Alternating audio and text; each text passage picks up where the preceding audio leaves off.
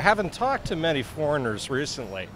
I was talking to a guy from Bulgaria last night at a dance, and he was mentioning how he loved the fact that there was running water everywhere and people could just drink from it. It was like pervasive. So a land of plenty? Sure. For much of the world, it's still the land of opportunity, I'm sure. The U.S. still has an enormous reputation as being like you said, a land of opportunity, a place many people aspire to. It sounds like a cliche and a comfortable story Americans tell themselves, but there are parts of the world that you go to where people desperately want to come to the U.S., not necessarily to become a citizen, many people do, but to come to an American school, go to an American university. And that is a very powerful symbol as well. But again, it depends on where you are. In parts of the Middle East, the U.S. has very little credibility with many publics.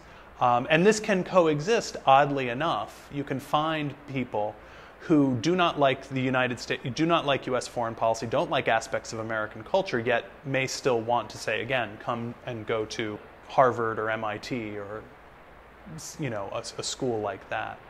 I think there's no question about the position of power America is in.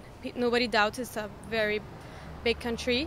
We've seen it deal with lots of things like the economy, the crisis, the war in Iraq. The roller coaster, I think, begins with Iraq, which really changed the view of the United States for many people. A war that many people in the United States and internationally saw as unnecessary and misguided at best, and perhaps nefarious at worst. The U.S. looked much more willing to do things on its own, against world opinion, against the opinion of even close allies and friendly countries.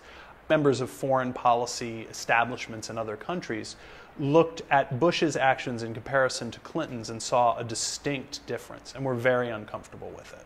The 8 years from 2001 to 2009 were very hard on American reputation, to put it very simply. More people are being critical of the U.S. for being racist, which I think is true, and I think that has been a big change, more awareness of that. People who are fighting to keep racist laws in place and people who are fighting against it. There's always been a sense, at least in some parts, that we're imperialistic, that we go out and take what we want from the rest of the world and don't give back that much. I think has just increased over time.